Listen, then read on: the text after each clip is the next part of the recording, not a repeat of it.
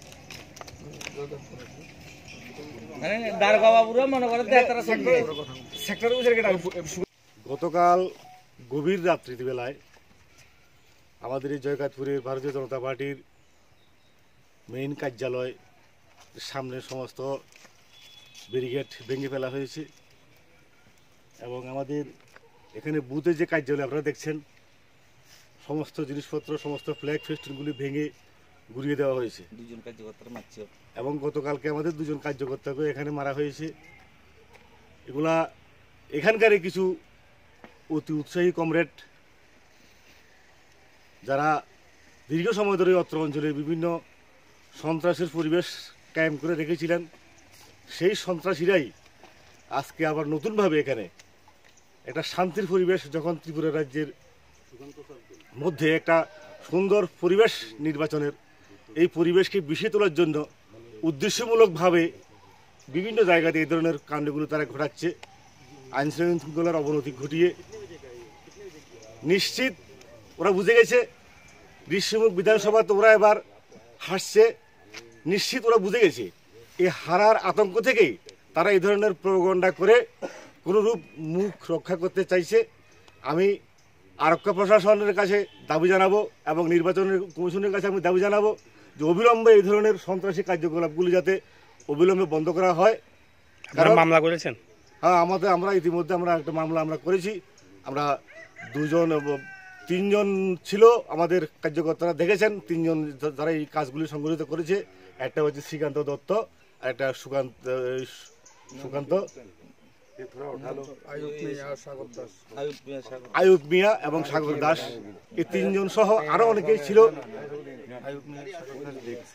দেখেছে। আয়ুব মিয়া এবং সাগর দাস তারা দেখেছে এবং আরো বাকি যারা আছে তাদেরকে তারা চিনতে পারেনি, কয়েকজনকে তারা চিনেছে এবং তাদের বিরুদ্ধে আমরা বিলোনিয়া থানাতে আমরা মামলা করেছি, নির্বাচন কমিশনের কাছে আমরা মামলা লিপিবদ্ধ করেছি।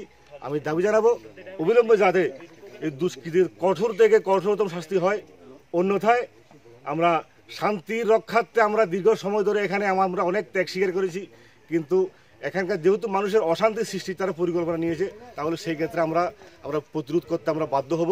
তাই আমি সিপিএম জোটের যে বিষম ফল এখন বিভিন্ন জায়গাতে আপনারা দেখতে পাচ্ছেন, বিভিন্ন জায়গাতে এই ঘটনাগুলি ঘটছে। আজকে দীর্ঘ 5 বছর কিন্তু কোথাও কোনো প্রতিকূল কোনো ঘটনা নেই। নির্বাচন এত শান্তিপূর্ণ নির্বাচন হয়তো স্বাধীন ভারতবর্ষ হয়েছে কিনা আমি জানি না, এমন একটা পরিস্থিতিকে তারা বিষিয়ে তুলতে চাইছে। তাই আমি সকলের কাছে অনুরোধ রাখবো এবং আমার অত্র এলাকায় যারা সাধারণ জনগণ আছেন, আমাদের দলের কার্যকর্তা আছেন, প্রত্যেকের কাছে আমি অনুরোধ রাখবো আপনারা রাত জেগে সতর্ক হয়ে আপনারা পাহারা দিন, কারণ এই সন্ত্রাসীরা আরও বিভিন্ন ঘটনা এই রাত্রিবেলায় সংঘটিত করতে পারে। মানুষের মনকে বিষিয়ে তোলার জন্য আপনারা সব সময় সতর্ক থাকবেন।